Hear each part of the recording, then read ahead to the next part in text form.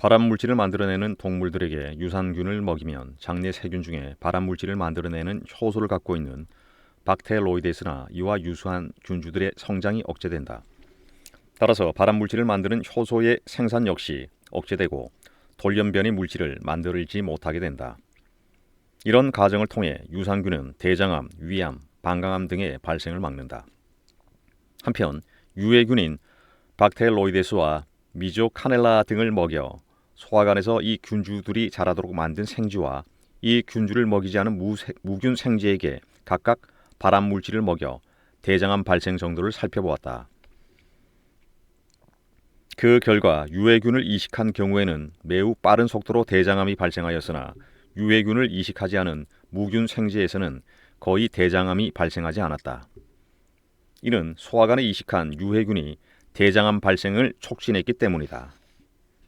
만약 무균 생쥐에 유산균과 발암물질을 동시에 투여한 경우는 어떨까? 거의 대장암이 발생하지 않았다.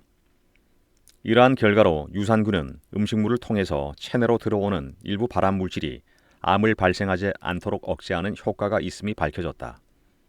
이 항암 효과와 돌연변이를 억제하는 효과는 살아있는 유산균뿐만 아니라 죽은 유산균에 이르기까지 모든 유산균에서 효과가 나타났다.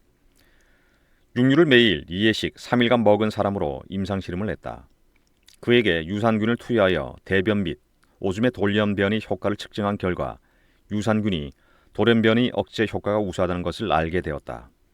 이는 앞에서 말한 항암작용과 일맥상통한다. 체내의 세포를 조절하는 유전자에 이상이 생겨 발생하는 것이 암세포인데 이처럼 유전자에 이상이 생긴 세포를 돌연변이 세포라고 한다. 바꿔 말하자면 돌연변이 세포를 발암 촉진 물질로 자극하면 바로 암세포가 되는 것이다.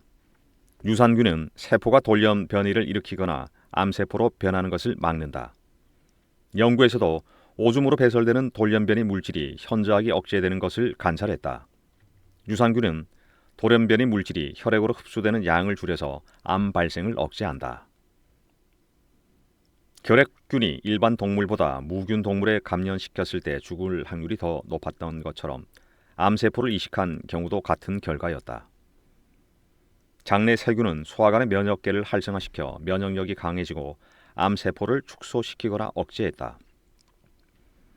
유산균이나 장내 세균총의 항암 활동은 소화관의 면역계를 활성화시켜 면역력을 증가시켰다. 특히 암세포와 유산균을 함께 투여한 생쥐가 암세포만 가지고 있는 생쥐보다 50% 이상 생존율이 높았다. 이런 모든 실험은 유산균의 항암 효과를 뒷받침해 주는 것이다. 이와 같은 이유로 건강한 사람에게는 발암 확률이 낮지만 스트레스나 질병, 암 등으로 약물 치료를 받고 있을 때는 면역력이 약해져 더욱 암세포 퇴치가 어렵다.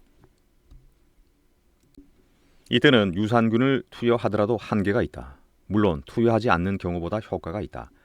그러므로 건강할 때 건강을 지키는 것이 중요하다. 자, 그러면 유산균의 항암 효과가 어떤 방법으로 일어나는지 정리해보자.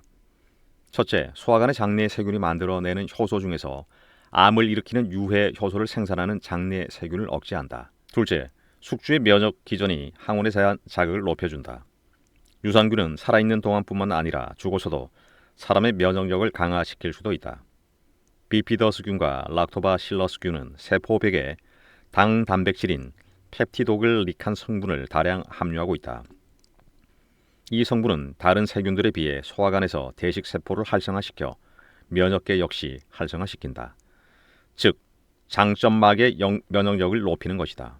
마지막으로 항체 생산성을 활성화시킨다. 그러므로 특히 노인과 유아 같이 면역력이 약한 경우에는 비피더스균주의 생균이나 사균, 즉 요구르트나 김치 등으로 손쉽게 면역력을 증가시킬 수 있다. 따라서 유산균은 감염증이나 암과 같은 질병을 예방하는 것이다.